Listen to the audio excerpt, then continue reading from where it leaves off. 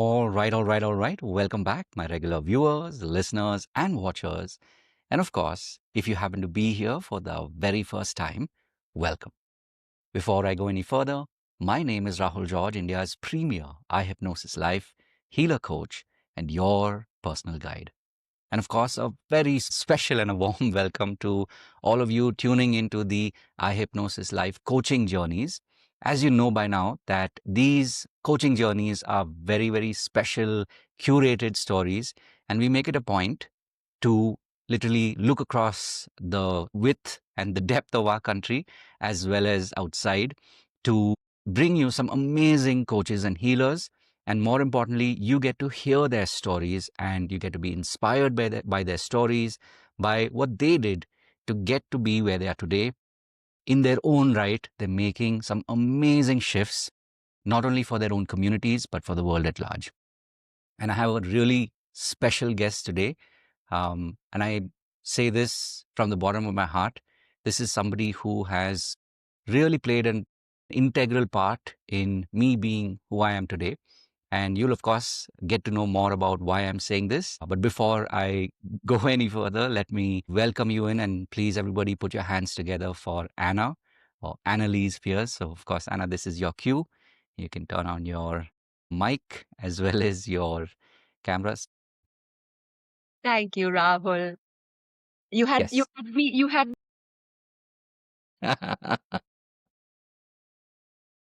So I'll say the feeling's mutual. It's when we do the kind of work that we do, I think we're all extremely blessed that we get to meet people at just the right time, right? So today, of course, is more about you. It's not my story. Maybe that will be a different day, a different time.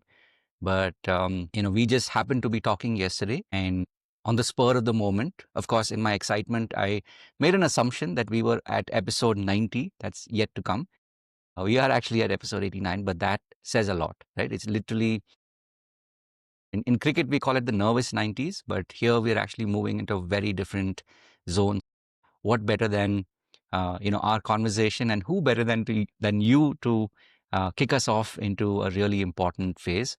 So let me turn the mic over to you, and maybe we'll start at the top. So when someone says, so Anna, what do you do? Like, what do you tell them today? today. Yeah, and there's just so many different parts of me, so many different avatars. But Mm, at the core, in my heart, when I wake mm-hmm, up in the morning, the first thing I think about is, oh my gosh, I get to teach Yin mm, yoga. And it was serendipity. I can't mm, pronounce the word, but it is that um I chanced upon it. I mean, you and I were working together. We were mm-hmm, coaching people. I was going through my own crazy hormonal shifts at that time. And I happened to come across this book called The Way of the Happy Woman. mm, And the title, it had me at the title. And then the mm, book itself was just so beautiful. And I was like, what is this practice? What is this yin? And I mm. found a class in Bangalore. I attended the class in Bangalore, and I remember coming out of the class, Yeah. not crying, of course. I was crying on the mat, and I looked up from under, I think, some pose, and I saw the teacher there, Zen. Said, I want to do that. Mm, It's like when I grow up. yeah. I Yeah. remember coming out of the yoga space, and I called you and I said, Rahul, I found my thing. Beautiful. So I'm only going to pause you for one reason, which is there's so many stories that I know that you can share, and I know for a fact that you will be back for maybe from a different framing. Like we'll do definitely a part two because there's so many more things that you can share with us. But for today, just to set the context, because of course, unofficially we have done I was just thinking about it when I was doing the intro. We have done a live when I used to do Insta lives. Yes. This is around COVID, so must have been probably 20, 21, I think. 21, 20. Probably somewhere 21, 22. At that point when I didn't know I would be doing these podcasts. I didn't know, the brand name would happen and all of that. So this is like like the beta version when I was, okay, I'm going to do these, these Insta lives. Little did I realize that it would grow to what it is today. And as they say, and as we say, this is just the beginning. We're just getting started. So maybe just from a chronology point of view, you said something like, and I think that's a great place to start. You said, every morning when I wake up, you're like, I get to do yin. So take us back to the origin, like in all the comic book series and the Marvels and whatever you have. It's like we always talk about the origin story, right? So it's like we're all superheroes. So what's our origin story? So similarly, what's your origin story? Like, how did it all begin? And I'm saying this, of course, full disclosure. We have worked together for almost a decade, right? We've known each other for more than a decade.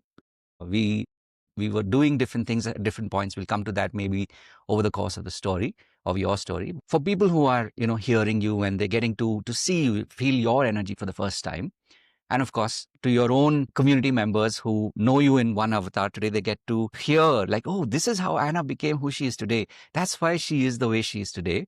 That's also the reason why this podcast exists, right? To help community members connect with you as the leader of the community, to really like connect and say, wow, you are me from the future, and I get to be more of you in my own story. And that's the truth of it, right? Like I said, we can have multiple, conversations on this, but because this is your podcast, I'm going to sort of rein myself in and ask you to take us back in time. Like, if today what you do primarily, let's say, is like, okay, wow, I get to do yin again, I get to work with people.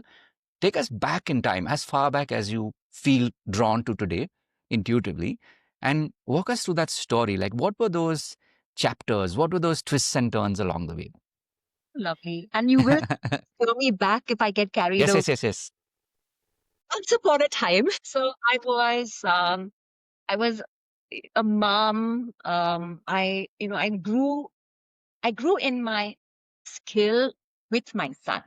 And Mm, short of learning guitar along with him, I think by then the poor fellow must have said, like, Mom, find some sense. mm, Everything I did was just mm. be at home, Right. but be at home for my son. Mm, There came a point where I said, now I'm ready. He's okay. He's old enough, and I'm ready to right. do something more. So I had Mm, worked with special needs kids in a very creative space, and those little things that correct. would find me. These little things would Mm. find me. And I kept knocking on every door because the call center had just, that boom So we're started. talking 90s, early 2000s. 2002, Oh. 2003. Yeah. Till then, I had also been writing for a children's, website, a .com. Mm, So I was like riding every wave and nice, by choice. It was just like, nice. we, like, let's do this. So I was like, I can teach English. Right, I've spoken it all my life. So I knocked nice. on every door, and people would actually Mm, close it in my face saying, wow. you have any experience? You don't have any experience training? Mm, Thank you, but no. right. Till Marin Raphael, you might have seen, me actually thank Yeah. on LinkedIn because Mm, she put her head out for me, spoke to hero my mind at that time, Mr. Adil Katra. mm, I said, you know, would you entertain this girl? We met, and he said we can train you. And I was like, but I kept waffling because I said, I still wanted to be home with my son. I didn't want a mm, full-time job. So all of those things, that I was trying to juggle. correct. You know what it's like for me when it comes to work-life balance. That was the one thing I kept wanting. Mm, Finally, long story short, I ended up saying yes. They trained me, and I absolutely fell in love with just the mm, fact that I get to be with young right. kids. And I realized that first class that it wasn't just teaching people an accent. Mm, These were human beings with needs, with struggles, and right. being more like a counselor coach than Mm, just the trainer. So cut to, all of that, when trying right. different things, working with different organizations, Right. I realized that I actually do better on Mm, my own as a mm, consultant mm, because it gives me freedom. And that's what's a correct. huge, huge big value that guides my choices even today. Yeah. So, another big break came my way when I began to teach grammar, because I used to teach grammar through game and through fun. So Mm, someone heard about me, and I began to teach grammar with Amber Research. mm, And Amber Research, today they're Acuity, they were Moody's. mm. I ended up teaching grammar, but I realized that what they were speaking was not English. It was Right. financial Financial. Right. stuff. So I say, you know what? These guys need financial English. I went and Wow. loved it. They Mm, taught me and I taught them. And 17 years nice. later, I was Wow. teaching leadership with you. We did coaching. We did the NLP, coaching there. I absolutely loved that. Mm, So I think what shifted for me was the time when I did my yoga deep. mm, And that happened because of my own health mm. requirements. Let me pause you there because, of course, I have the, as we say, I have the inside track because I've, like we've known each other since 2010, I think. So it's about easily about 15 years, right? So also for the benefit of, and as I said, this podcast is specifically for coaches and healers, right? Mm, A lot of them are in that phase where, like us in some sense, where they have learned a lot by now. So they've done certain certifications. And of course, a lot of them are post COVID. So they have, switched careers, or they have realized, like you did 20 plus years ago, that, okay, I'm not just a mom. I want to do something more. So there are a lot of our audience who, are people are in that transition phase, right? So the podcast is designed as a way to inspire them to realize that everything that you're going through right now is going to lead you to something much bigger. So you've told us one journey, you've told us one journey, which was the professional, how you sort of came to becoming a trainer, right? And you had on the job training, and then eventually 17 years later, so you've taken us on one journey, one parallel journey, which was as a professional, right? Who was on the roles, so not the entrepreneur per se, but as a professional, while you chose to be a consultant rather than an employee, even though I used to joke, you would have probably been employee number 001. But for context here, you've shared one journey of how your inquisitiveness, your curiosity took you on this journey of being sort of in the corporate for a yeah. good 17 to 20 years, from what I understand. Now take us through your learning journey, if you want to call it that. But your learning journey didn't start 5, 6 years ago. It began, like 20 plus years ago, where initially, as you said, you looked at Hero Mind, which said, we will train you. So that was like chapter one. Then over a period of time, share with us like how those opportunities came up when it came to counseling.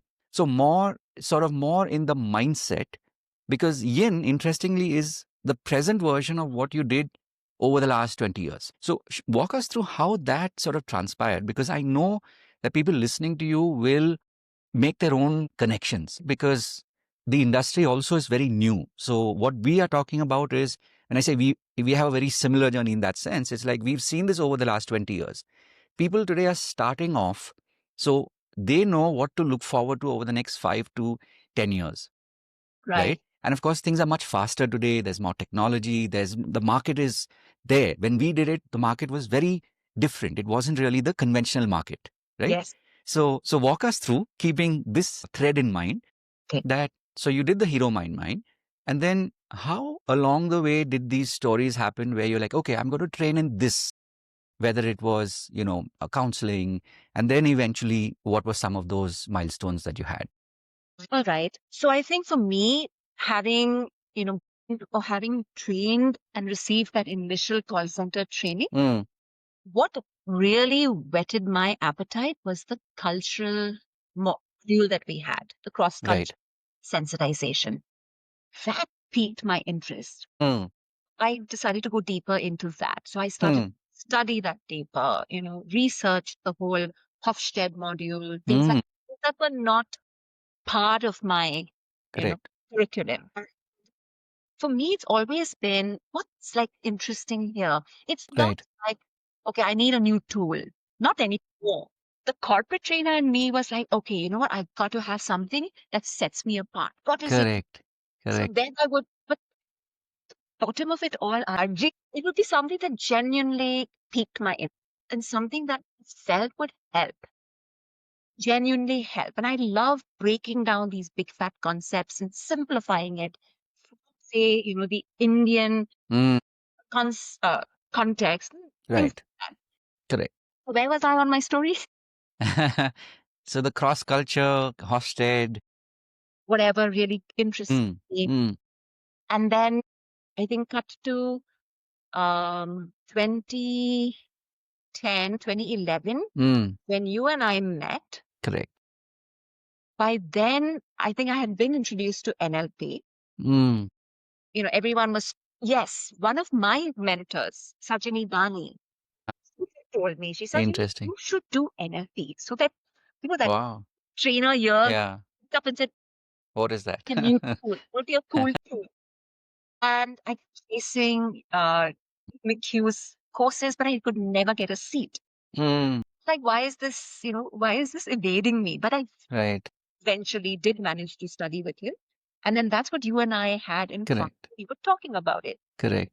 And then I think when you and I started to practice Mm, some of these NLP uh, processes, mm, I realized that, all of the work I've been doing at the corporate, I know it was good stuff. I mean, I used game to teach leaders, game to create genuine connection, genuine dialogue. But I realized this tool, RG, this was the one that was going to mm. create genuine change for people. Nice. Tools Nice. to be able to, and for me, the language piece again piqued my interest. Right. For context, right? For context, share your story of the holiday that you took in the peak of summer. I don't know if we're even going in No, no, we order. are on sequence. We're on track. I'm here to make sure that we get that thread through. So don't worry about it. We're exactly where So you and I were practicing. Okay, let me talk to the audience. So Rahul and I, we're. we were practicing from a book by Dr. Richard Bandler, all the different NLP tools, and we would take it in turns to like practice on each other. So he opens Mm, the book and he says to me, "Okay, so what do you want to work on today?" And I was like, "I don't tell this guy stuff. I don't know him that well. I'm not going to open up too much, but let me just pick something random." So I told him, I said, "I really want to travel and I want to do this trip into Jaipur." mm, I don't know what he was thinking because it was literally the height of summer. But we did something with, the submodalities of NLP. And I really, really got so beautifully caught up in that. It was a genuine want. It was a genuine, mm. I was testing NLP, like, Correct. see Correct. how this works. Before we were even done, we finish. I give him a big hug and I say bye to Meena and I'm like off and I make a call. I call my friend and I say, would you like to travel with me Right. to Jaipur? And she Right. said, you mad or what? It's May. And I said, coming or not coming? Wow. Yeah. I said, I have timeshare. We can go. I just need, someone Mm, to like be mad with me. amazing. And I think Rahul didn't even know I had I left. didn't know that. Yeah. He called to wish me. It was my birthday like trip that I went on. And I Correct. said, you won't believe this for that submodality stuff. For context, anybody who's, those of you listening and who has studied NLP or neuro linguistic programming, this is again a real world example of how, as you said, the feeling was what made a lot of that difference.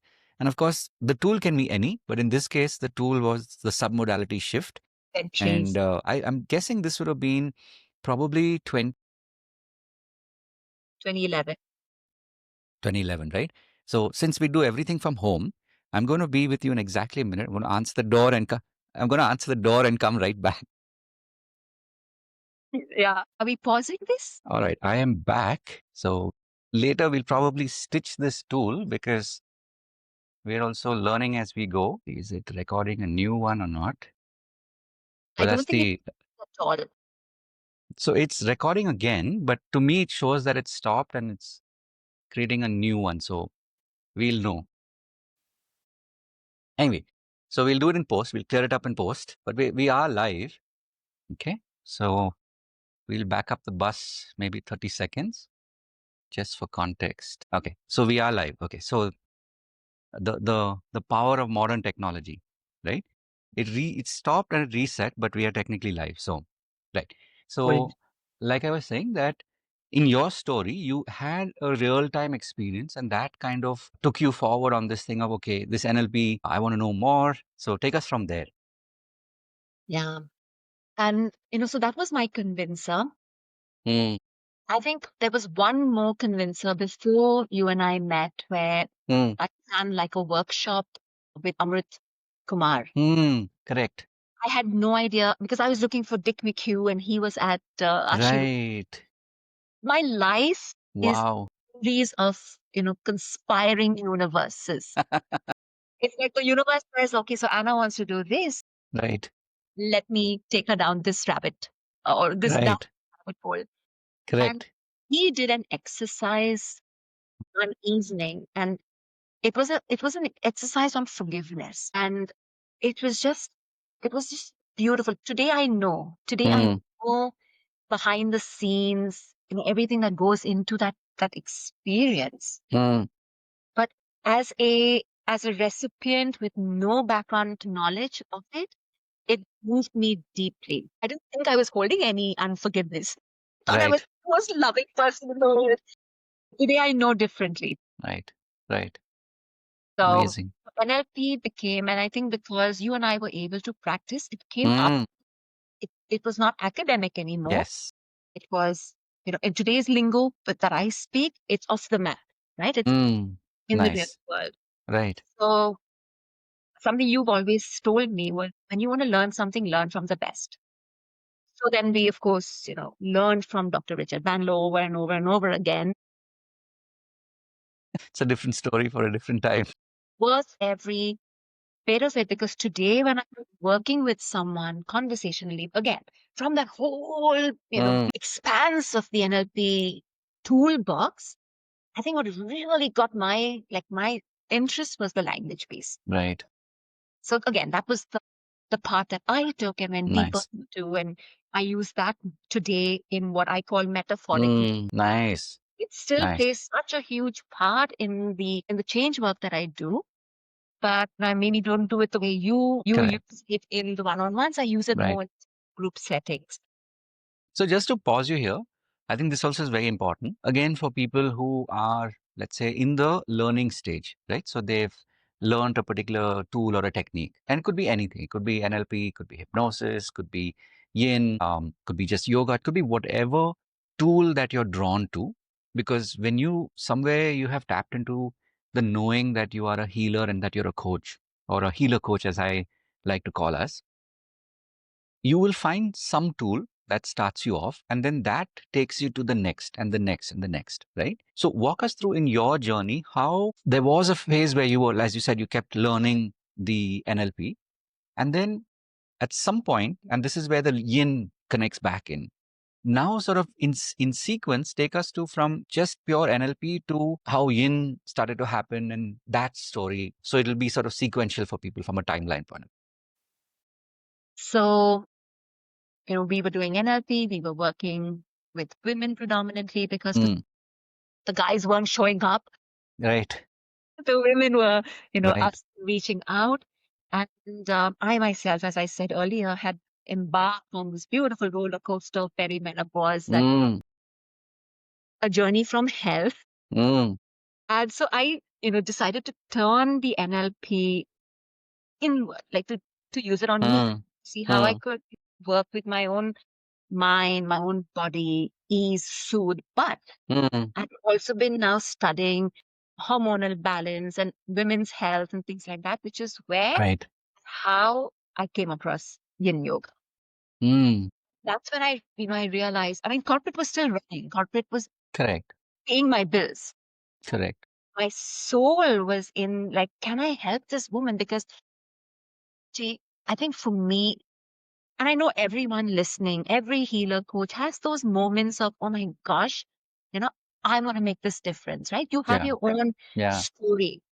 And my story was sitting from 7 in the morning or maybe earlier till 1 something in the afternoon at the gynecologist Mm. office, waiting for her to just say the same thing to me, saying, well, this is like this only, girls have to do this only. I'm like, can't be possible. There has to be a solution for women in, this stage of their life.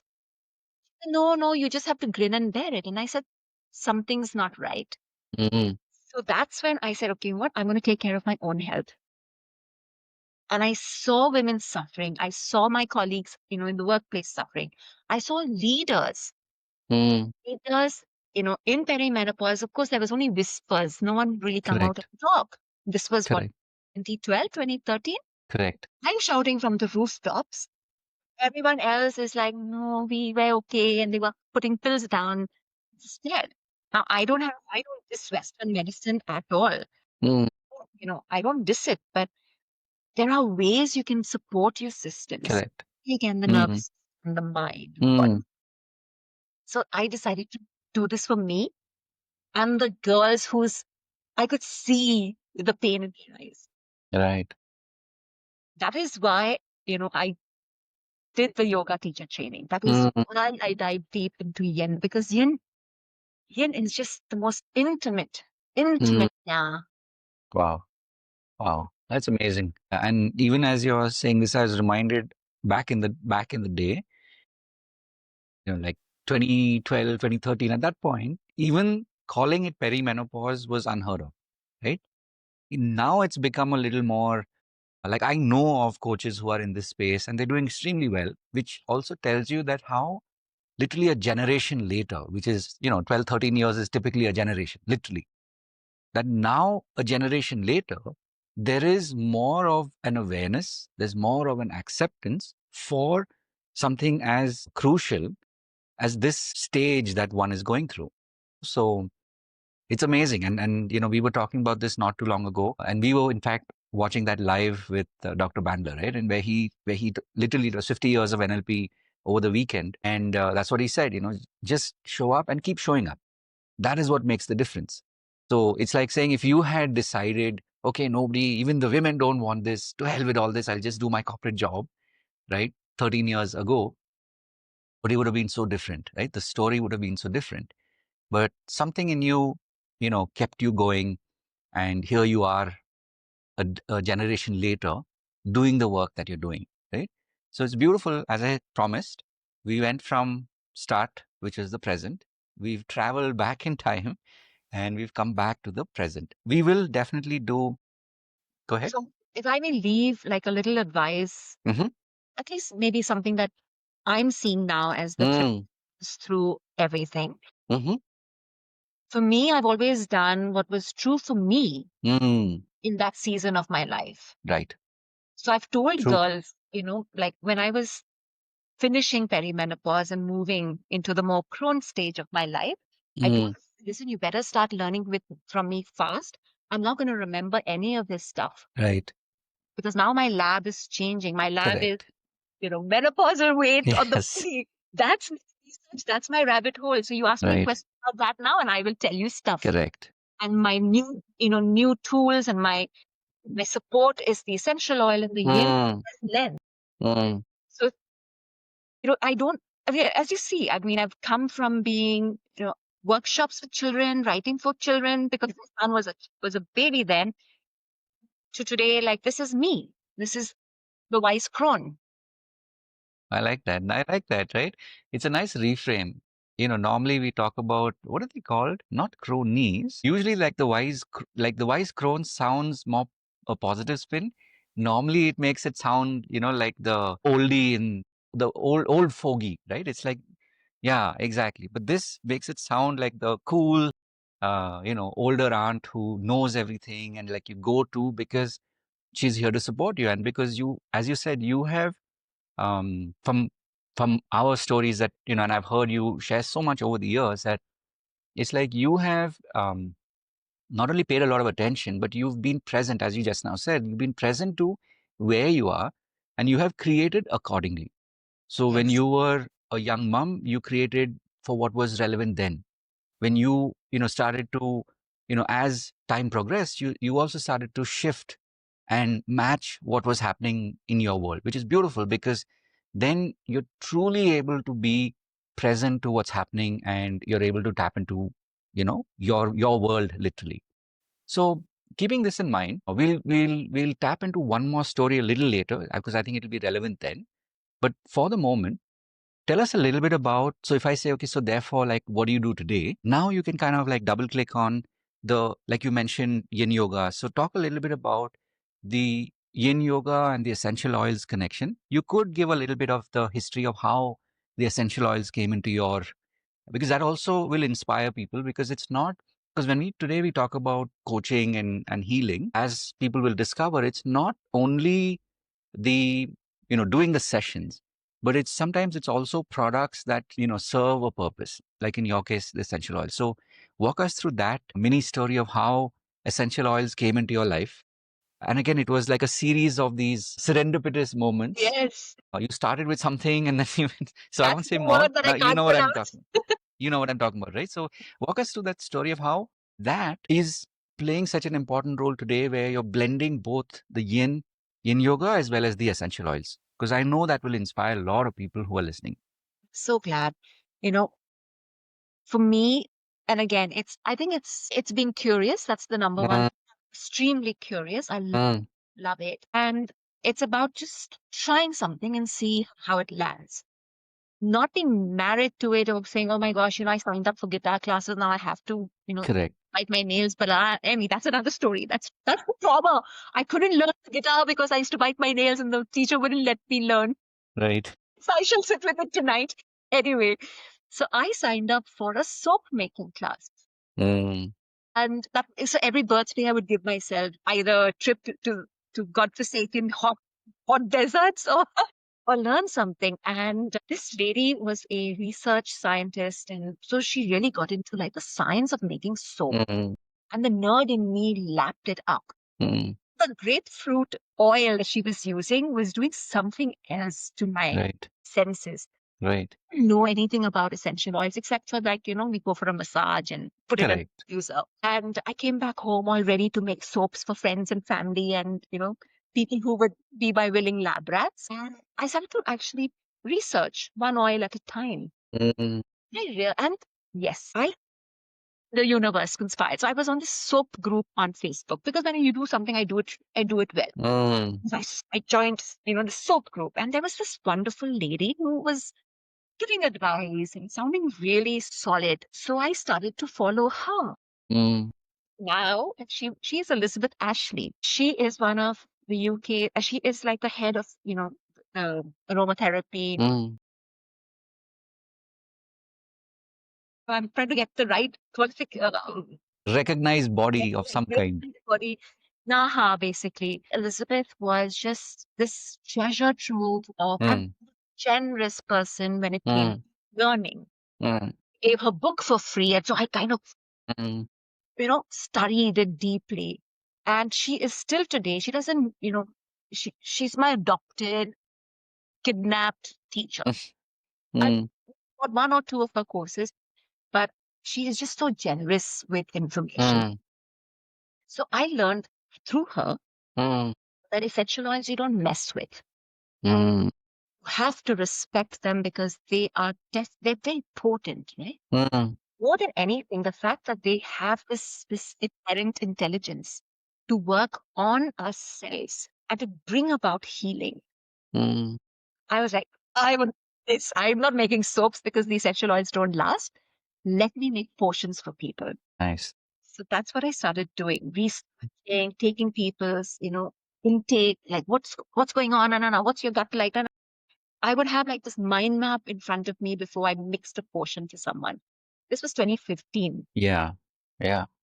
And Nice. then, of course, word of mouth spread. People would call me and say, can you make me a potion for this? So then they started to call me the mistress of fragrance or spice or whatever Right. that is. Right. But I think for me, again, doTERRA found me accidentally through Facebook. Nice. And till then, I was using oils in India, whatever best ones I could find.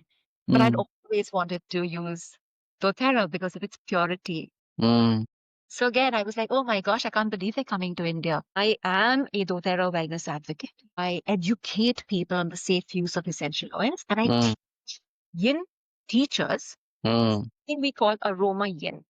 It's customized to the yin practice mm, to deepen someone's experience, in therapy mm. use of the oil. I think I'm talking a lot. No, that's why this is a long form podcast. Like I said, when we were on, just for context, when we were on the Insta Live or 3 years ago, that was a short form, as most Insta Lives tend to be.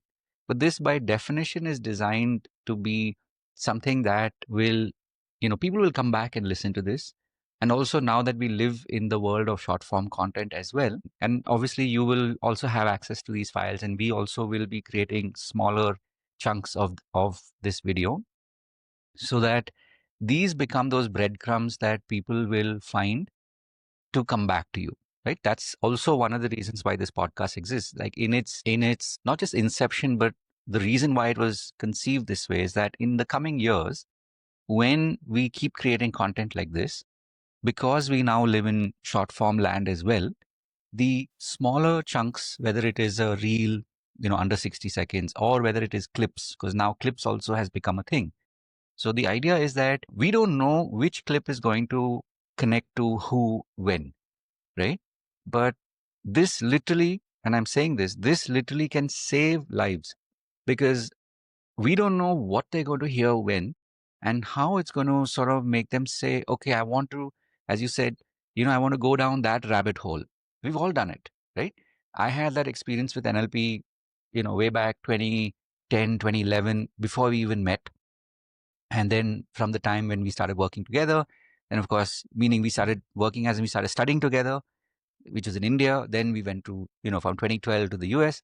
So again, we don't know. And that's the power of this work that we're doing, especially when it comes to creating content, because we don't know which reel or which clip in today's language, when and where it will land with somebody, right? So I truly believe that this, with time, once we stabilize a lot more of these, sort of the tech part of it, uh, I definitely see even longer podcasts happening. Like now, I think the max we've done is maybe we did initially in the first 25, we did about 2 or 3, which were almost 2.5 hours, right?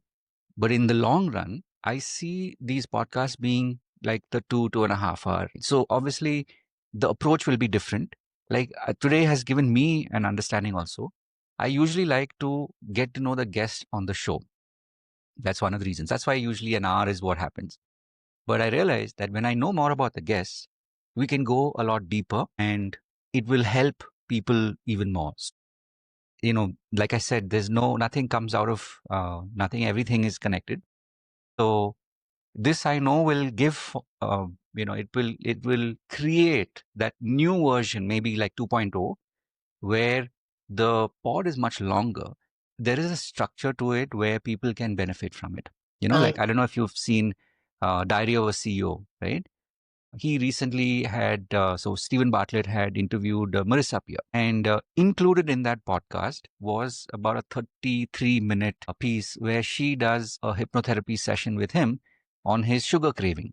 Oh, how cool. And because it's YouTube, it's unfiltered, meaning you can edit it, but the FCC or whatever is not going to prevent you from broadcasting it, which until recently on TV, you still can't broadcast Yeah. a hypnosis Yeah. session fully, right? There are laws and what have you. So my point being, since you mentioned it, like this is the world that we're now moving more and more into, that we want more information to be available to people, and it's our stories that inspire the next generation. And when I say next Yeah. generation, as in it just inspires more people to come into this space, to be able to really do amazing work. Like you said, this work that we're doing, the more pedigree you have, the deeper you can make a shift in someone else's life, right? And we also know this now as we look back at, or as we reflect on more than a decade of doing this kind of work, that what we couldn't do 10 years ago, today we do without even thinking, Yeah. right? So imagine 10 years from now. Similarly, for someone starting today, that's why I said, like post COVID, if you look at the last 2, 3 years, there are a lot of people that have been inspired. There are a lot of people who, as I call them, they have gone through the seeking phase. So they've done that. And now they're at a point where they realize that I want to have amazing teachers, and I want to be able to start my journey of helping more people.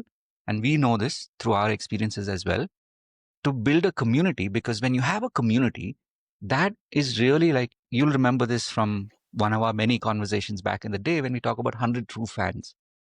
When you have literally like 100 or 1,000 true fans, that pretty much takes care of your village, right? It's a self-sustaining village. And as you said, you have yin teachers today who are learning what you have been absorbing over now more than a decade. And it becomes part of who they are. So for me, like I said, like these things again just happen. But I really believe that there's a lot of power in our stories. There's a lot of power in the hits and the misses that we've been through, which in turn continues to inspire us. That's why we're here. Like they say, when you see the hero from you know, like you look at the hero, you can't see all the slings and arrows behind. But that's what makes the hero a hero. In some sense, we're not asking for it to be easy, wanting to be happy, and so we're doing the things that we do to stay in that happy zone, right? So maybe on that note, let's shift gears for a moment, since now people have an idea. And of course, before we wrap, I'll also ask you to tell us maybe specifically one or two programs that you're running today. We'll talk a little bit about that in detail. But before we get to that, I think it'd be a very useful frame for people to understand also, because you are truly you, like you own who you are. So when you look at being the brand that you are, being not just the person, but the brand also that you are, I'd love to hear your philosophy, your take, because again, you also been, on a journey, even if you look at like, say, maybe the last 6 years. So say from around 2019, so just pre-COVID, because we happen to still be, on that, we were on the same trains. It'll be interesting to hear now as you look back, because you're doing a lot, and I have also seen a lot of your content of late. You've been posting more. It's a lot more optimized. So there's obviously been a shift that you've been through in the last several years, right? I know it will help people, especially like I said, our people are healer coaches, right? So I know that what you share is definitely going to land for them very, very deeply. So keeping that sort of frame in mind, I'd love to hear your take on it. Okay, to be really honest with you, for me, when it comes to building my brand or putting myself out there, or being consistent, Mm-hmm. Mm-hmm. has not been easy. I mean, Mm. I, when we did Siddharth Rajshekhar's how to, create a course, how to do everything step by, I put like my shoulder to the wheel, follow And for this context, you're talking 2019. 2019, just before COVID. Mm. It was good timing because then I had a course up by then. It was great for me. Very good learning. I actually was able to arrive at, okay, so I am this healer. Mm.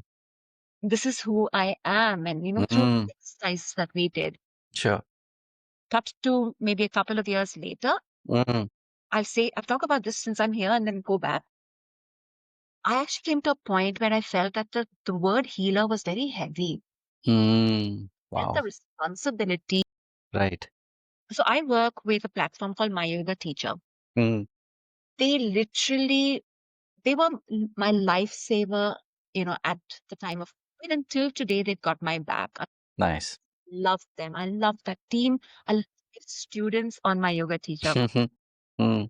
And I remember, they asked me, would I run a support group? Would I do this, piece there? And I said, you know what? I don't know if I'm cut out for that. I do after parties with my students. We talk, Mm. share, we have each other, like we hold space Mm. for each other. Mm. But I didn't think I was ready to hold a Right. support group.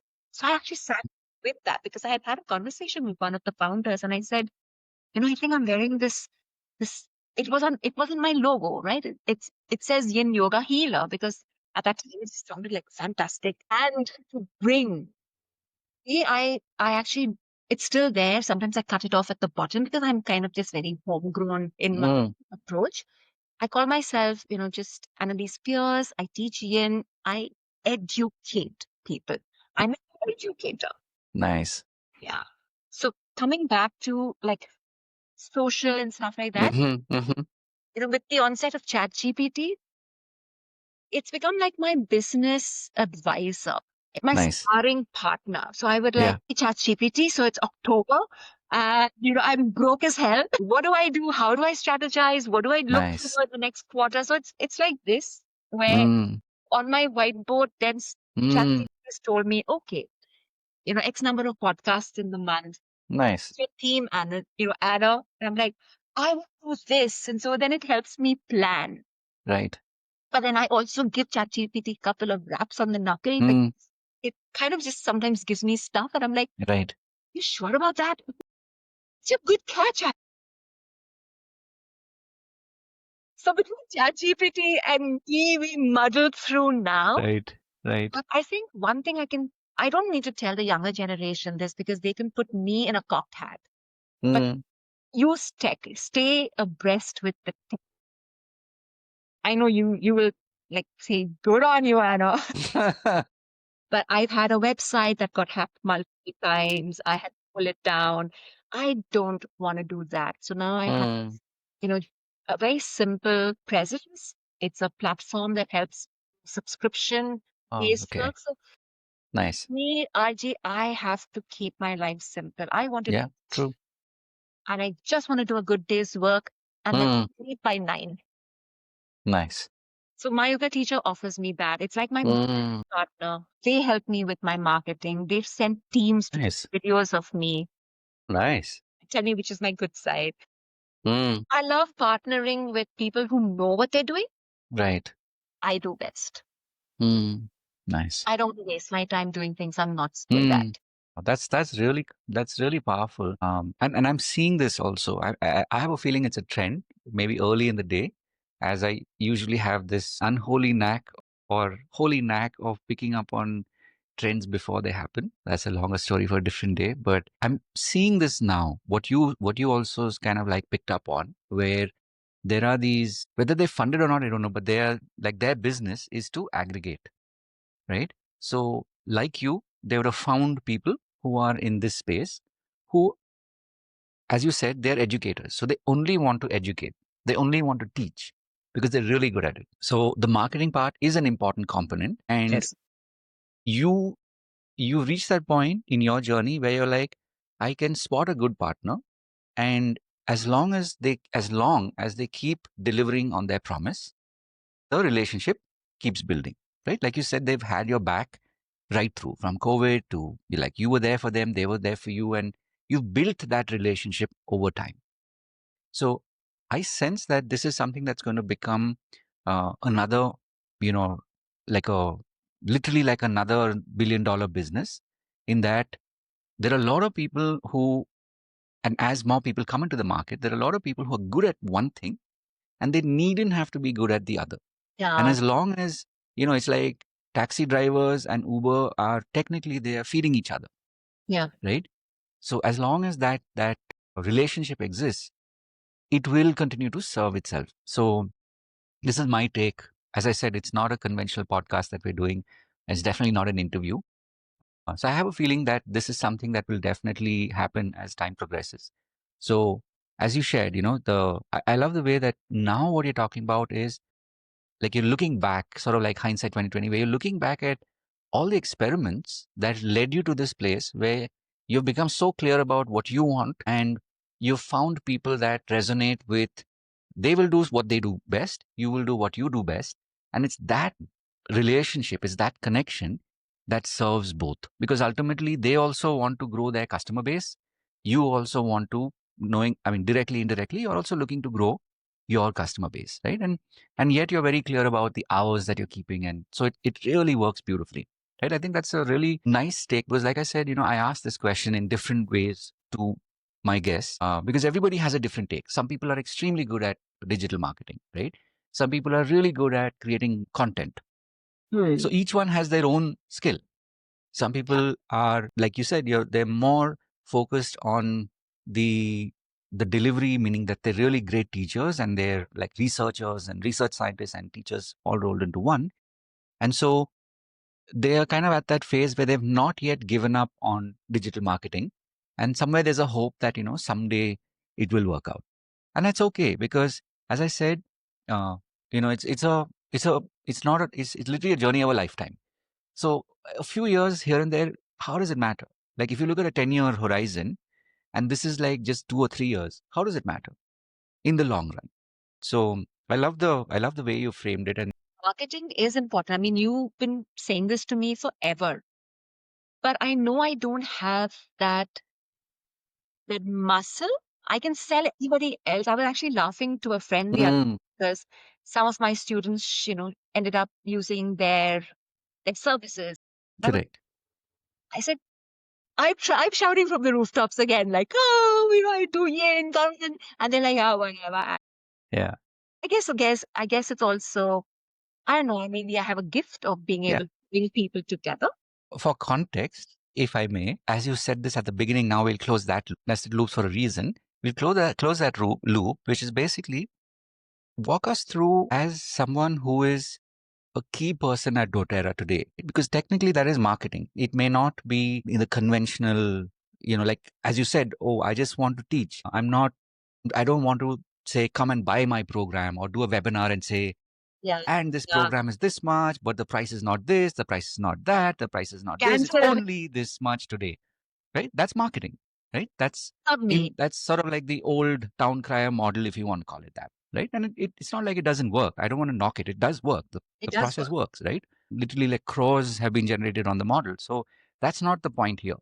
It's like, share with us, like how that journey from, okay, I'm a consumer of doTERRA to I'm becoming an advocate, to now literally where there is the sale also involved, connected into it.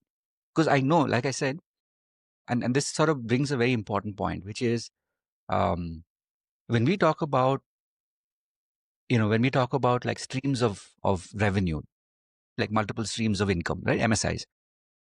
This also can inspire people, because Absolutely. one part is where you're teaching, one part, and obviously people will get to, the links are shared, and we will, as I said, as we round this off, you'll tell us a little bit more about one or two of those programs. But in short, it's like you have your teaching, you have your programs, which are available on purchase, and you also have this avenue that you have been developing now for some time. So walk us through what that is and how you're doing that. All right.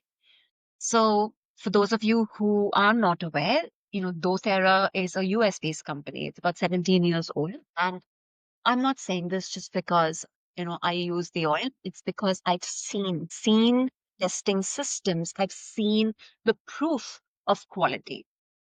Right? So I can say it with full assurance that we are the purest oils. We actually have a standard called CPTG, which is certified pure tested grade. Mm, Over some 60 plus third party tests on one oil, right? mm, For me, purity matters, especially when you're using an oil therapeutically. So that's really, really important. Now, when I look at the business side of it, I came in kicking and screaming. Actually, I saw the ad on my husband's phone, on David's phone. And I was like, I hear doTERRA, give me that. I grabbed his phone from someone. I said, why are they sending you this ad? Why is it not on my Facebook? And he was like, what is doTERRA? Like, knock this out. And I quickly messaged Suzanne, who is my mm, and I said, I want to talk to you guys about this. I loved her presence. Suzanne mm, Paul. No force, no push, not like the typical, network marketing that I've correct. been part of in the past. And I told her, I said, you know what? I don't want to do the marketing piece. I really don't think I'm not built to sell. I can't sell. Mm, Teach. But first, I want to learn. correct. I think I was one of the early India adopters. This 2020, just when COVID, this is Right. 2010. Wow. So even getting our oils, Right. we went through the mill. Like it was a challenge, but we stuck. Right. Why? Mm, I believed. So today I don't have like a mega team. I'm not bringing in big bucks, none of that, because I am not putting in that kind of marketing. correct. Use it with my students. I use with other yoga teachers. Correct. You said to give them the opportunity to say, okay, If you want to learn to do it as a business, I can help you. People on our team that are really good at, the business smarts. Correct. Correct. You want to know about the oil, I'm your girl. So I do a lot of the trainings for us, and our product center is coming to Bangalore. It's going to be right off your house. Yeah. So you're going to see more of me, by the way, because I'm going to be there. We're going to have classes, teaching. So for me, again, I'm playing to my strengths. And I've told, my mentor and the uplines, I said, I know how to run the business. I know how to guide people in the business, but my Mm, soul is in the education. So long story short, there are people that can really make good of it. mm, You have to be consistent. You've got to take correct. classes. You've got to be able to guide people to purchase the oils. Mm, Something it's my mindset, right? Not even sell many of my own programs because it's my mind mm, true. apply on people and word of mouth. So with things shifting, with things happening in Bangalore, I think I'll be a lot more Mm, present. But that's not my right. focus. My focus is, can I teach you to use Mm, safely? Because people are right. not using oil safely. And I think that's on my heart. Mm, That's really on my heart, education. beautiful. I love that. Like I said, there's a story and there's a lesson in every story, which I'm sure will inspire other people on this journey. Because again, of course, since I know the behind the scenes, there was a chapter pre doTERRA when you were looking at Ceylon, Yeah, right? So it was what Spa Ceylon. it's fast. And that's the thing. It's like you said, you knew what you wanted, and in many ways you were sort of ahead of the market. But Oh, yes.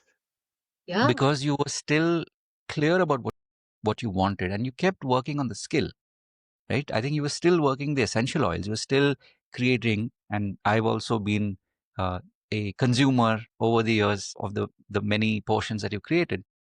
That and so has Meena, and I think that is what that's why also you're able to tell your story today. And my takeaway personally is that provided and as long as you keep, and we were talking about this even before we went live, that as long as you keep showing up, that really is where that's your, King Solomon's mines. That's your Alibaba caves, right? Like you will, acres of diamonds are there. But in this work, it's very easy to get distracted. It's very easy to say, oh, this doesn't work. And it's okay. I think that's my take also to people, especially people like us who are healers and coaches.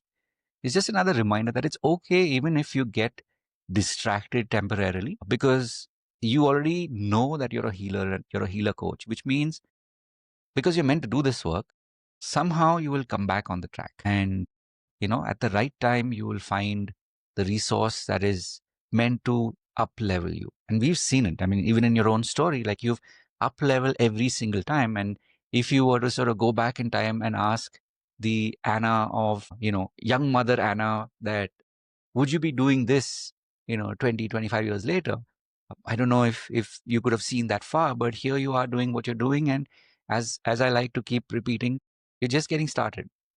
I mean, imagine the next 5 years, imagine the next 10 years. As I said, since you were talking about technology, there will be a digital version of you, right? Which is able to cater to people 24/7, literally around the world, even when you're not physically there. I don't mean as a legacy. I mean in today's day and age, right? So the AI aspect, and so there's so much that's happening, and it's just growing day by day. So my take from your story, of course, is really just about showing up and just keep staying at it. There will be those heartburns, there will be those heartbreaks, but that's what makes this story so powerful, and that's also one reason. Like here we are having this exchange, so many years later. So now, as I promised, we'll go back to close that story, which is at present. What are maybe one or two or three you can choose? Like what are some of these programs that you're currently running, which will help people so that it'll direct them in a way like we call it the CTA, which is the call to action, like something like they've heard you this at this till this point, they're curious. They're like, okay, I'd love to interact with Anna more. Obviously, the website is shared, so they can follow along with you. But in terms of programs, like what are maybe a handful of programs that you believe right now you'd like to tell them about that will help them to get to know you more? Thank you. And just one more thing I wanted to say, because in my mind, I'm like going through all of these wonderful Mm, people, have been my mentors. mm, I think for me, I've just been so lucky to have the most beautiful mentors. So, like Suzanne, for doTERRA. I think every time I say like, oh, I'm terrible at the marketing, she says, you know what? I think what reminded me of that was what you said. She says, Anna, you keep showing up. You're resilient and you're yeah, persevering. yeah. I think for me, like even from my Yin Yoga, I don't do too much. What you see on social media is what you see. But my teacher, Alex, she will share every single thing that I post. Mm, I mean, wow.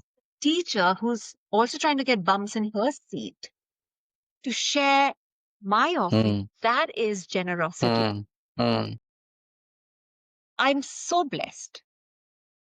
So one of the big programs that I love and I look forward to every year is Aroma Yin that I do mm, Alex's banner. So we've done it in the Maldives, we've done it in Goa. So Goa is like the primary hub.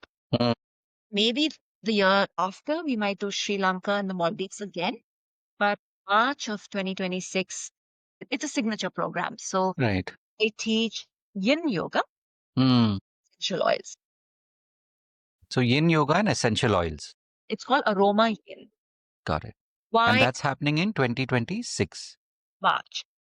So that's like the teacher training. Mm, Through the month, every month, I have a theme on mm, Tuesday, Thursday offering. nice. Mm, You don't have to use the oils. See, for me, oils are second nature to me. correct. The student wants to do and I don't want it to be prohibitive. I don't want them Correct. to say, you don't buy the oil, then you don't come. No, come. And then I don't want to make someone feel left out.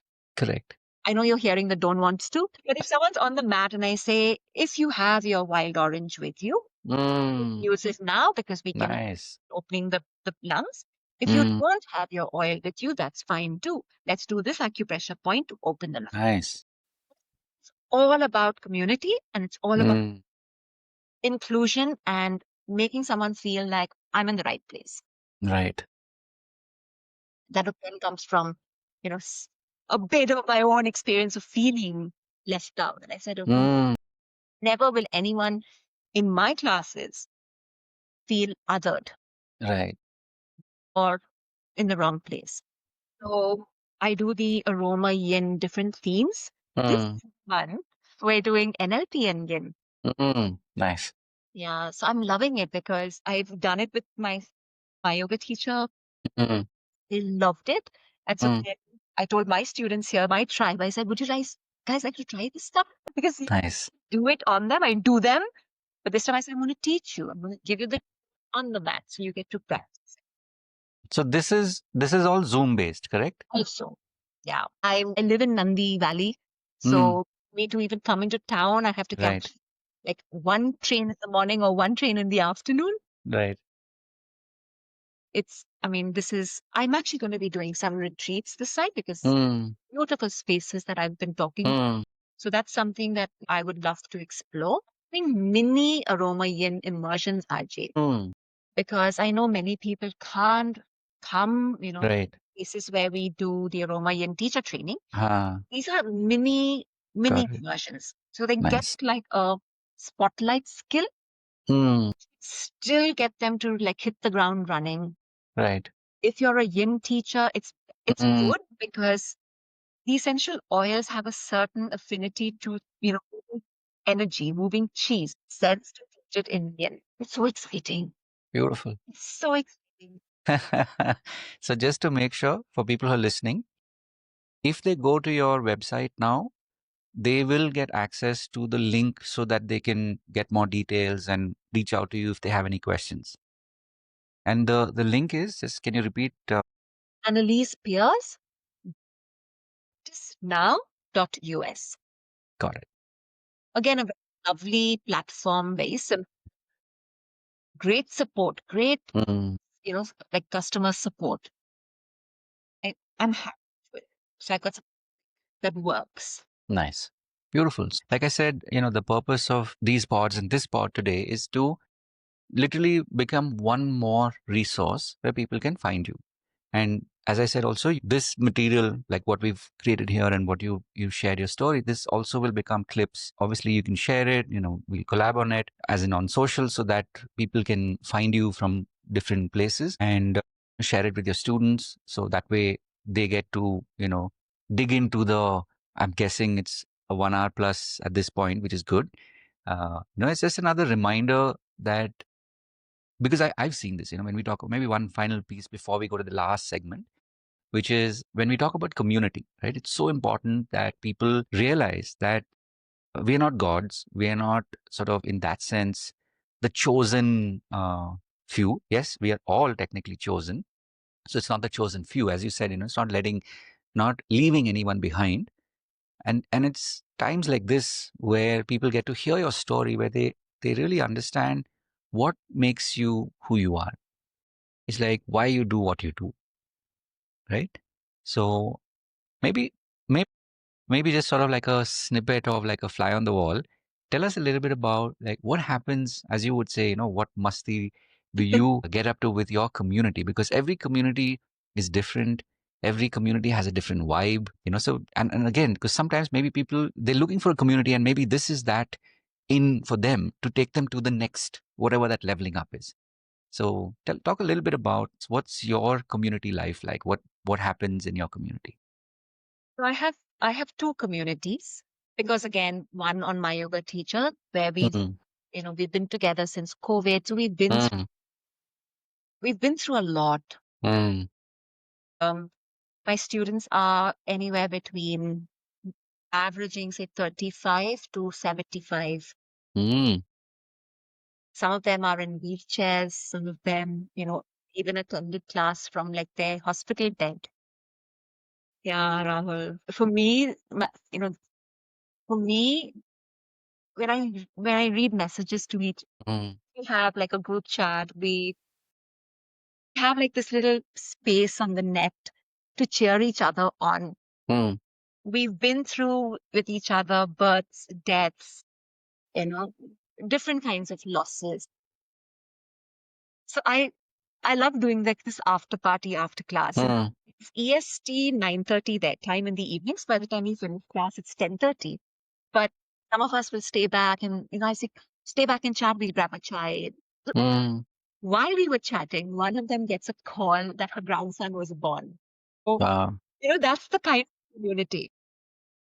And we do book clubs together. Mm, So we stay back, as often as we can, not very often, but we say, okay, book club's meeting tonight, guys, come. And then mm, they bring different books from different genres, from gardening, mm. and they read a little excerpt from there. And everyone's Nice. respectful of everybody Mm, else's interest. Like the vast, I love my community. mm, We pray for each other. We get messages saying, how is so-and-so doing? How is so-and-so doing? mm, It's that community. We mm, did a walking challenge and mm. in the wheelchair. The Wow. girl in the wheelchair started us off. She said, you know what? I stood up and brushed my teeth. Wow. I was like, Amazing. Amazing. Tuesday, Thursday community that I have. It's mainly India, but a few people from So Europe, what time slots do you typically meet? 9:30 in the morning, That's why you said the EST. So 9:30 mornings, so 9:30 to 10:30 IST. IST. Yeah. As So, in you said evening EST, so that's morning IST. so that is That's why I wanted to That is double my check. 7 o'clock in the morning for the US, and now opened up to the UAE. They've opened up Nice. Singapore, Nice. Australia. So I'm getting again, a different people to So in well the Indian context, it is morning. It's 9:30 in the morning. 9:30 in the morning. Perfect. So that community is different in India, and of course the guys who join from Europe on my platform Correct. catch the recordings because it's too early. Okay. Correct. But this group is in a hurry to get to work. Get to stay back and chat as much Correct. as you like. Got it. So we try and do like once in a blue visioning thing that we had at your place, do like a retreat. Or I think 2 years ago, I just said, you know what, every one of you just come and have breakfast with me. So we had like a community breakfast, Mm. in Kenarainapura. It was a lovely camp. For me, community is Awesome. That's powerful. So now we have saved the best for last. You can bring out your tissues because I'd love for you to share your what we call the journey of mentors. So walk us through who are these mentors that showed up in your life at just the right time when you were, like at a certain point on your journey and that made the shift. So like this, if you look at your journey to get to this point, who are some of these people that I know you've briefly, that's why I was like, no, don't go there yet. Don't go there yet. bring bring my peeps. So sort of now just and I look at it like this, right? As I said, we're now closer to 100 podcast interviews and 100 podcasts, and the first 25 I missed that hook, which is, and I noticed it was almost like a trend that a lot of times coaches and healers, for whatever reasons, they don't name the people that showed up like by name. They don't name them or talk about specifically what that person did in their life at that time. Right. So when I noticed that as a trend, and after about 25 episodes, we took a slight little deviation break, if you want to call it that. So when we came back, that was something when I said, okay, from this point on, when I interview, when I do the podcast, right, I'm going to make it a point that at the end, I want to cover this segment because one, of course, it's an opportunity for you to, for you to share your gratitude for these people who showed up. And also, more importantly, listening to your story and how these people made a difference in your life, sometimes it can become that next secret ingredient in somebody who's listening. Either they may find that same person or someone who sort of like this name becomes a stepping stone for them to actually find the person who's the mentor for their next journey, right? Because I'm sure you know this as well. We didn't get here just, it's so much that has happened to get to this point. And it's people, like human people, right? People who are maybe a few steps already on that journey ahead or who had sort of like gone beyond. And it's their benevolence, it's their openness that flowed through us, right? So I'd love for you God, to share. where did I start, RG? And I mean, there's just been, as I said, I've been so lucky because I found people who were generous, sharing. And so, I mean, I want to start. Where do I want to start? Mm, I heard about Marin, you know, finding me my first start mm, in training, who recently I think has finally retired, mm, yeah, from corporate life. mm, If I go to Amber Research, such beautiful mentors, Mohan Alexander. mm, If you ask anybody about Mohan Alexander, he was a leader that, he would stop in the hallway and ask you about your child by name, about your husband by name. He carried gifts for us from Sri Lanka wow. into India. We treated him like a courier service. And even recently, I messaged him once and I said, this is my struggle with building this brand. I think with a corporate, but I can't afford to do that right now. What do I do? Mm, He took the trouble to mentor me there. wow. He said the Annelise Enterprise, and he just the way he mentored. Similarly, at Amber was Hari. You've met Hari. Mm, Hari, mm, even till today, I just need to message Hari and he will put me in touch with someone who can help. So I've had like beautiful mm, like support there. mm, Come to my NLP world, I think finding you has been I grew so much in what I wanted to do or the mm, risks I wanted to take, and because we were like just like it was amazing. The time we worked together was amazing. Dr. Bandla is a genius, but I love John. You're talking about John Laval, right? Laval. I loved John, and Kathleen, of course. Coming to my space, cannot be more grateful for Alexander. So we call her Alex. Her name's Alexandra Denkinga. So she's now in Bali. She does Okay. the Yin teacher trainings in Bali. Mm, What I love about Alex is this no hold back. mm, Take, gives information. mm. You've maybe done your training with her in 2019, but suddenly you'll find your Google Drive still has new stuff that she's added. So generous. And she encourages her students to Mm, under her banner.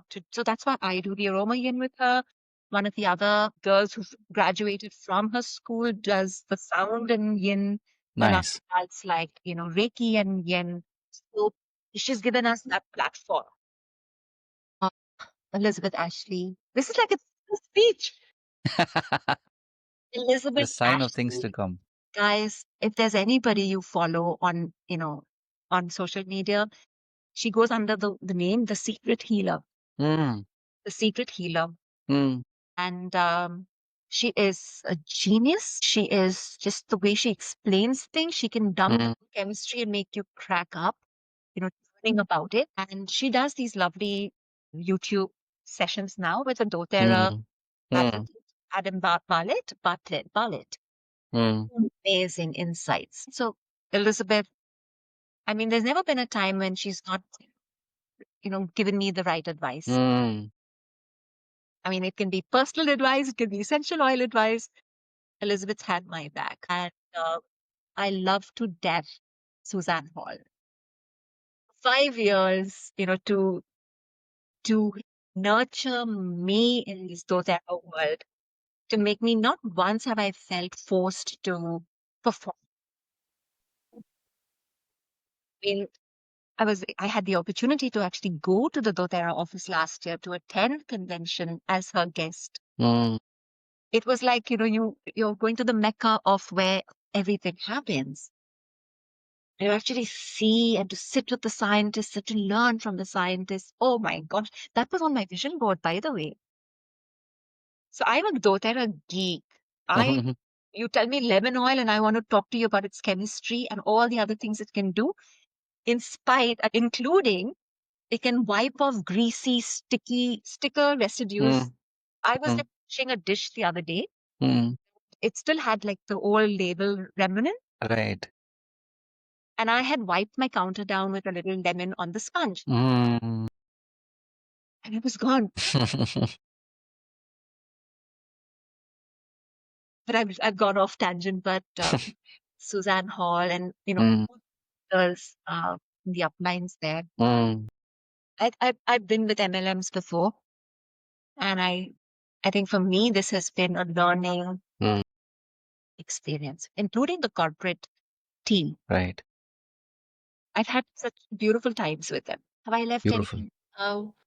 Oh, Since we have traveled together, yes, there was of course many someones would say my dick, right? So there's Richard McHugh, retired father. I'll maybe tell you this story about Dick. So we had done, I think we had done the modeling exercise, and then he sent us around the room to just maybe Mm, read mm, and just mm, love on everybody. So I went to him. It's very emotional. That was very emotional. That process. I went to him. He's sitting on his chair, and I said, "Dick, I'm a terrible person." And he hugs me and he holds on to me and he says, "You're a beautiful soul. mm. You're a beautiful soul." I was like, "How do you know?" Just, there's some strange guilt had come up from somewhere. I've had such beautiful teachers. And I think that's the advice to give new and old, healer coaches. Mm, Find really good teachers. And sometimes they might be younger than you. It doesn't have to be someone, seasoned. mm. You'll learn something amazing from different people. Beautiful. So as I said, the make sure for those of you who go ahead, go ahead. Manish Seth from my yoga teacher. Again, a call away. Mm. Manish. And he will listen. Since we're talking about mentors, you can extend the timeline backwards if you want to. And if there's anybody, from birth to this point, if there's anybody else who pops up, you're more than welcome to. Manish Sethi, sorry, not Seth. Mm. So as a child, we used to have Sunday school with a missionary couple. And on Sundays, of course, they would have like a Bible study at our place. Mm. Now my mom, because now we're telling her, whoa, every Sunday we used to be, in a Bible study and we could hear the kids playing downstairs in the apartment building. Right. So she was like, I'm so sorry. I'm so sorry I put you through this. But I said, mom, no. I actually have that foundation. Even if I was sitting against the piano and just waiting for Uncle Raj to finish, his message. I think it's like, like everything falls on the subconscious. Unconscious. Yeah, I have such a beautiful Mm. foundation in, my faith because as an adult, we met again. We came to see Jonu when he was born. Mm. He visited us, and I got to talk to him from this mature, you know, Nice. yeah. And he sent me the books I wanted. He mentored me even after, virtually Mm. Mm. via email. Mm. Both passed on now, but I think for me, the foundations I received from them, which is why I actually changed my Substack. I had started a Substack thanks to ChatGPT's nudge, and it was the Aroma Yin Circle, saying, okay, build your community there. I had it for about 2 or 3 months.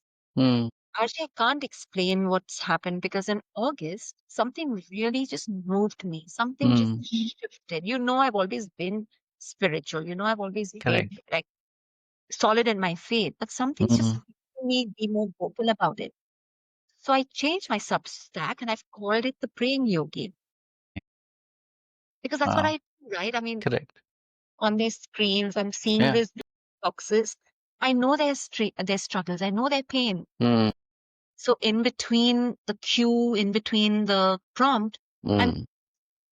or at least I'm, please help her, Right. heal her. Right. Beautiful. That's become like a commission, something on my heart. And yes, you're always welcome to share a little, or shed a little light, or share a little light. When it comes to, say, your parents, if they have, played a role in. Of course. Yes. My dad, I think, was my hero. Yeah. Uh, And I'm very much like dad. I think mom is my teacher. Mm. You know, mom, mom challenges me, frustrates me, makes me mad. But when I get over it, Yeah. when I've done the 3 positions, I'm like, wow, mom is actually a very gracious. So no matter how much you might snap at her or shout at her, I think that quality of moms to just forgive. I don't think I can do that as easily. It's interesting you say gracious. It's like I'm hearing the word grace. Yeah. Yeah. And I just snapped at mom and then she said, is your yoga helping you? Why is your NLP not helping? Why are you shouting? I'm like, Ma, no, I'm getting angry, which is the Right. difference. Right.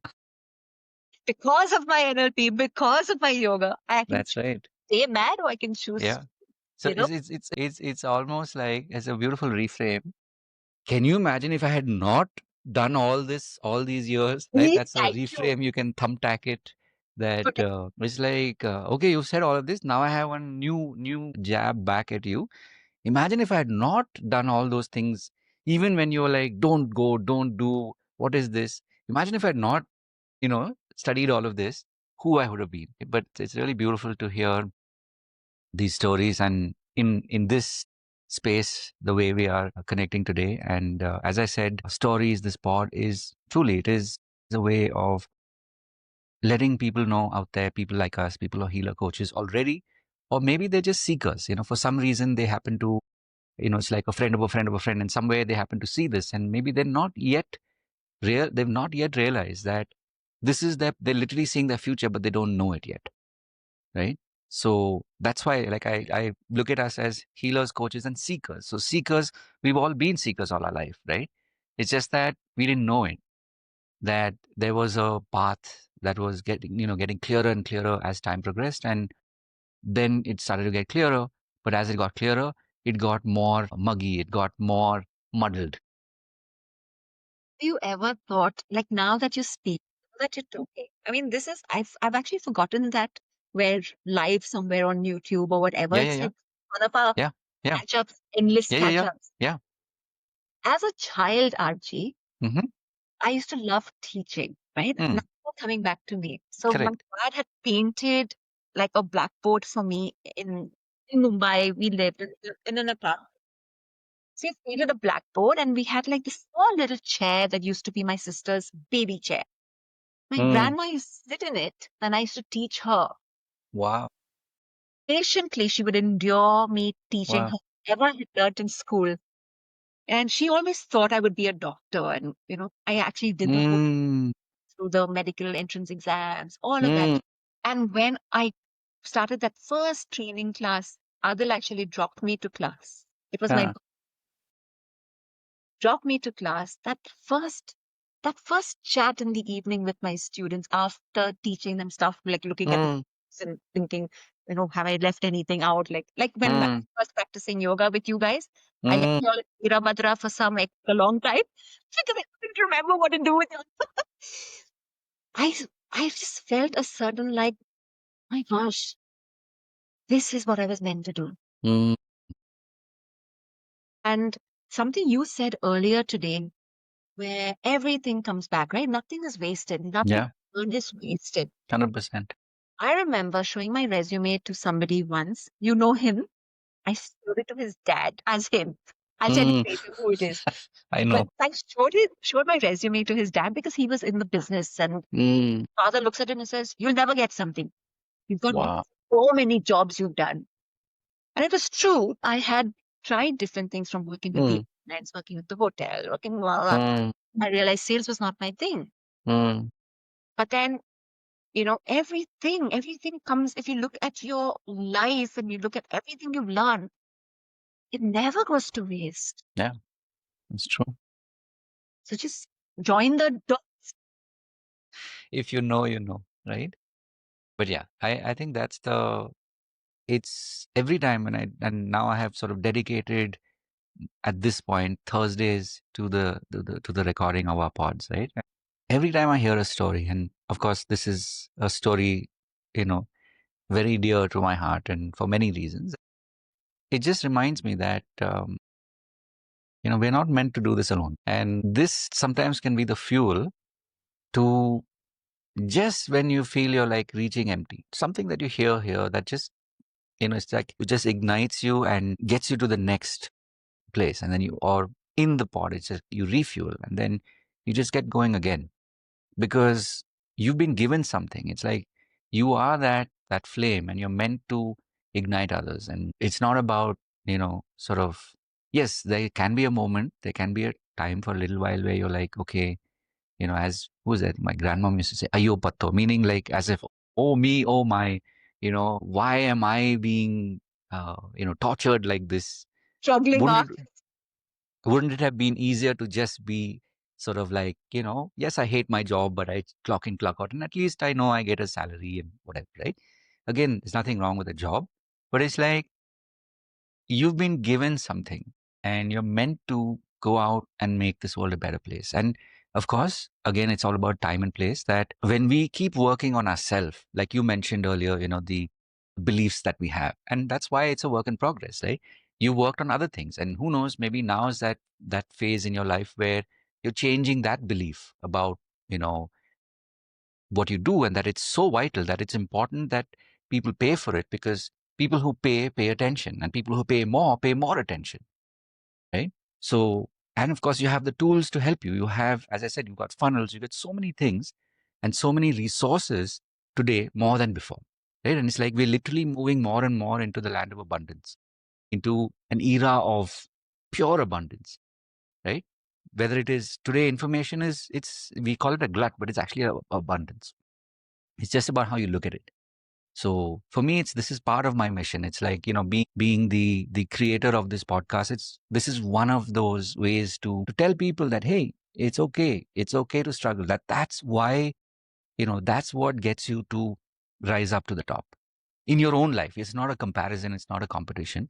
Everybody's story is different. It's unique. It's, your story, like you shared today. It just strengthens that belief. And I'm sure that, as I've always said it, and I'll say it to you as well, that, Anna, somewhere down the line, somebody, reaches out to you and says, we've never met before, but something that you said that day on the pod, it just shifted my world, right? So, of course, at this point, as I said, we can go on and on, as we both have what was that? Your favorite expression? Bird seed. We both have that, at different points and in equal, if not more measure, though there's no competition. But two things, of course, at this point. Firstly, I want to thank you for, for things aligning. Let's say it like that.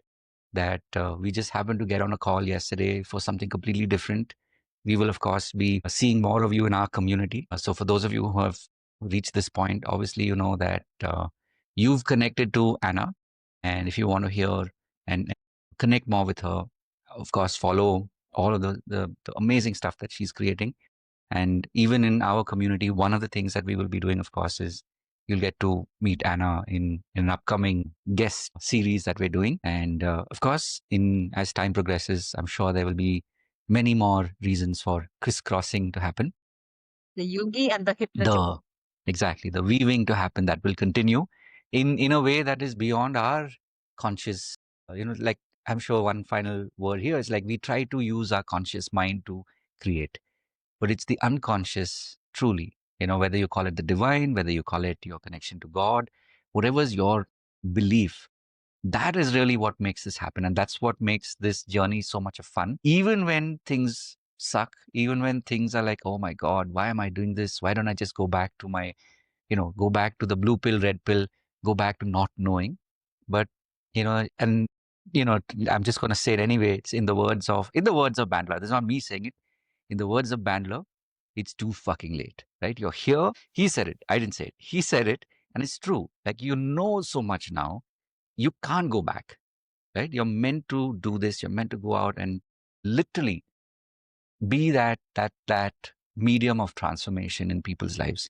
So, as I said, at the start of this little segment, or this segment, Anna, thank you for just being you, showing up and sharing your stories. And I know that for people who have stayed on to this point, you already have made a space in their hearts for you, and they get to continue to get to know you and grow with you. And to those of you who are already out there doing this kind of work, and yes, you have your ups and downs, your happy days and your down days, just know that you're special. That's why you're here listening to these messages, to be inspired to keep going, right? So And can I we will, of course. give Yes, you a please. word of thanks? Yes, you may. It's WIT in phase 2, but remember Mm, when you zapped my fear of lizards? mm, Yeah. yeah. So those of you who don't know, I used to be so afraid of lizards that I even, sacrificed not going to fun places like Bali or Mm, go to the loo to pee if there was like a lizard in the bathroom. I'd hold, right. you know, as long as I needed to. RJ, you kind of zapped that for me. You have pictures of me being, up close and personal with the Mm, lizards of all kinds. Cut to last year where I've had to move out into literally the wild. So mm, we've got lizards. I've sent you pictures of me sitting on right. fire, legs up comfortably with these fellows like running around and Right. exploring, like, Mm, mm, and they creep me out. They still creep me out because there are some that I've not come across before, not seen. mm, Really strange character. right. I shouted at one the other day because it just keeps coming in, even over like a block. Right. And Right. he looks like an eel, snake, lizard combined. Having him in the house got Correct. scolding, and even like my dog came, David came running. Who was I shouting at? I'm still Mm. Last Friday, there was a snake right here, Wow. right here. And it had crabbed, which of course ChatGPT's been helping me be a poop inspector Mm. because I want these things in my house. Correct. And I knew it was a snake, but I didn't run, RG. Mm. Wow. So there for Mm. it generalized to say, okay, you know what? Mm. What do you want to do next? The window was slightly ajar. So with one finger, I moved Wow. it closed, the mesh, it away. And there it was like dangling. Coil. The hairs on my hair, the hairs on the back of my head, whatever was standing Mm. away, took everything. Mm. Sent David a voice note saying there's a snake right outside the window, but I have class right now. So I'm going to take it inside. And he was like, Mm. you need to get, you know, out of there. I'm saying, no, I've shut everything. When the Mm. boy knows he can take a look. I couldn't believe how calm I was. I was Mm. out calm. It's like, I'm sitting here today. I even, Mm. I cleaned the windows with somebody, with me, but I wouldn't have done it in the past. Mm. Wow. And this is, you're talking about 13 years later, 13 years 13, later. 14 years later. There Wow. are lizards on the wall because we are in the Mm. boonies, are in Correct. wild. Mm. Wow. That's amazing. I mean, I still want to move to an apartment. I want to be Of your neighbor course. because I want Mm. apartment living. Correct. My gosh, I mean, in the past I would have maybe been sleeping in the chair in the hall and never Mm. gone anywhere else if there were these things in the house. So powerful, right? So powerful. It is. It is. It really is. One Yeah. exercise you did with me. And for context, it's like if anybody has come across, especially when we talk about NLP or neuro linguistic programming, it's now especially, and when we learned it, which was less than a decade, like less than about 15 years ago. So this is quite a while back. Even then, the process would take less than half an hour, 40 minutes at best. So it's literally taking someone who has a phobia of, let's say, decades, and in like 45 minutes later, they no longer have that. Now, as you said, there will be some variation from person to person. Sometimes you kind of like, let's say, you account for a certain situation or a certain type, and it generalizes. But sometimes it may not fully, and that only means that it's like, you go back for a top up. That's about it, or you tweak it, right? And a lot of times, like, because you also learned it unconsciously, you're already doing that, which is why, like you said, yes, you felt the fear, but you didn't do the flight. You didn't even do the fight. You just stood your ground. And that in itself is huge, because that now generalizes. Like you said, that's why you're sitting here and you're so comfortably talking about this, and it's not like it happened some 10 years ago, something literally happened a couple of days ago. So I think that is really what makes this kind of work. And I'm sure you also know this. There are so many of these processes that are out there today. And, like they say, if you have a hammer, the whole world looks like a nail. But when you start to develop that flexibility, like you're open, like that you're meant to heal. And so therefore it's that curiosity that leads you over a period of time to find different forms and different ways to be able to create that. So as I said, this is definitely, I can feel it. This pod is definitely the beginning of some very interesting pods. And again, it's not everybody. It's like it works with some people, meaning that you've really like spent that time, and that's what also makes these conversations The deeper. work. Yeah. 100%, I right? know we talked about, like, on the title of today's podcast, we said, support, nourish your nervous system because that's Correct. the crux of the work I do. And I think that also has resulted in the fight flight, like the pause between trigger Exactly. saying, okay, And that is really, if you think about it, that is what even Viktor Frankl talks about. You have that moment before you decide to give up or to whatever is the decision that you're making. It's like you're literally able to slow time down.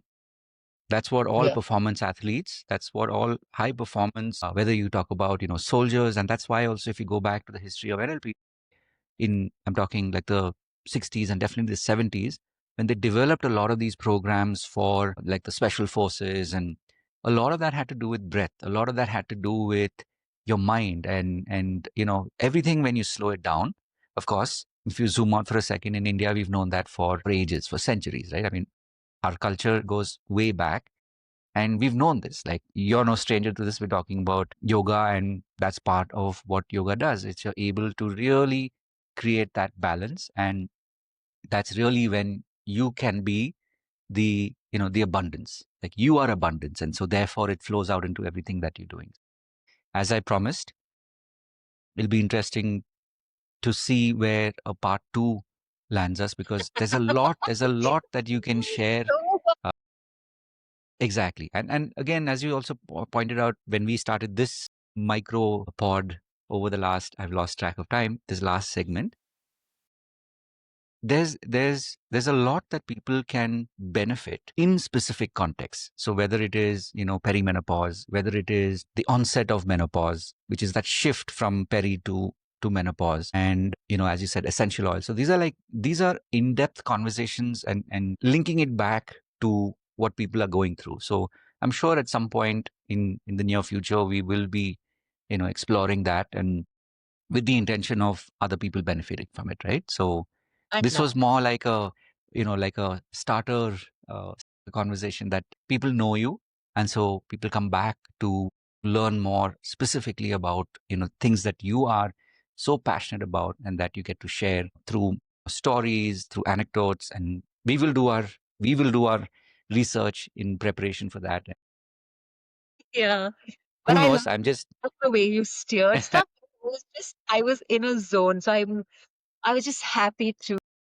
just for context, as I said, the special ones, who knows, maybe we just might, this, I'm just saying it out, I'm just putting it out there. It's like, these are those conversations that nowadays you may have noticed people have started doing in-person podcasts, right, in a studio or whatever. And there's a lot of companies that are offering these the setup. So who knows, since I'm saying it, probably this will be that series where it's sort of like a masterclass series, where so it's not every coach and healer, because everybody has a different story.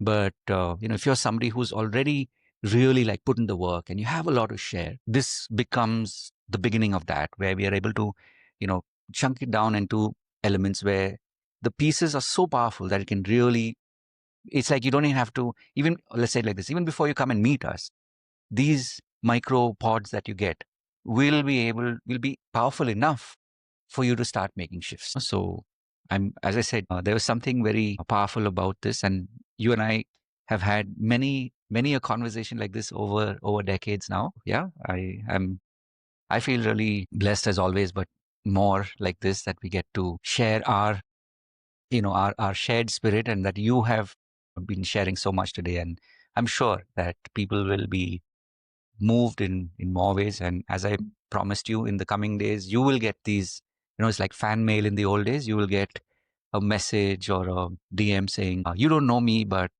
you said this, and it just completely unraveled whatever the knot that I was carrying for so long, right? I mean, that's my prayer, I think, for anyone watching this, not watching this, anyone struggling with something.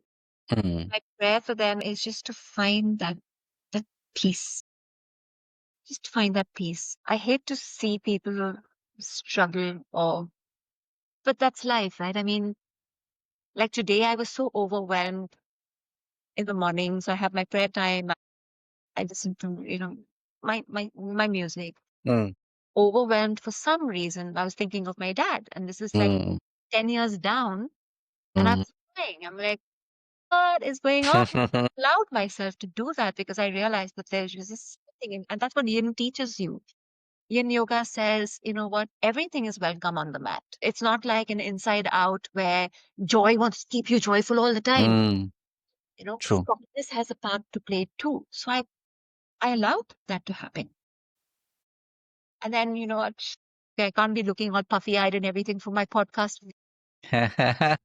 But yeah, but it's just life. Amazing. So yeah, as we promised at the beginning, now I'm thinking we're somewhere around the 2 hour mark. Yeah. But again, the point being that this podcast has been led by your spirit, the ones who are out there watching, the ones who are out there sending that intention, and you on your mat today, sharing your story, Anna. And it'll be beautiful to see how things shift over time, and how also your message continues to go out in the world. Just, I don't even need to say it, but I'll say it anyway. It's like, just keep being you, and more to come. Thank you, RJ. That's your work. Bless the Thank you. So yeah, as I promised, we keep coming back to this sacred space, and we keep bringing in amazing people, people who have felt that connection to something much bigger than ourselves. And I know for those of you who are listening, you already know that heart of hearts. Maybe it's not that evident yet, but it will be. I personally can say this after having been around in this space for more than 20 years. I can say that even having known Anna for more than a decade and a half, it's like closer now slowly moving closer to like 2 decades. And from her story, as you would know now from her story, that you're truly meant to be here and do the work that you're doing. As always, we will be back with more pods. And having said all of that, remember to live your purpose, right? So God bless, and we will be back with more. Picture to abhi baki hai, mere dost. So hang around, Anna, for a second while I go work. around to our tech and wrap the live recordings, and then we will slowly land this plane. And for those of you who are watching, even at this point, when you happen to be watching the recording, thank you once again for just being who you truly are. And just remember, keep showing up. And as always, remember to live your purpose. God bless, and I'll see you in the next one. And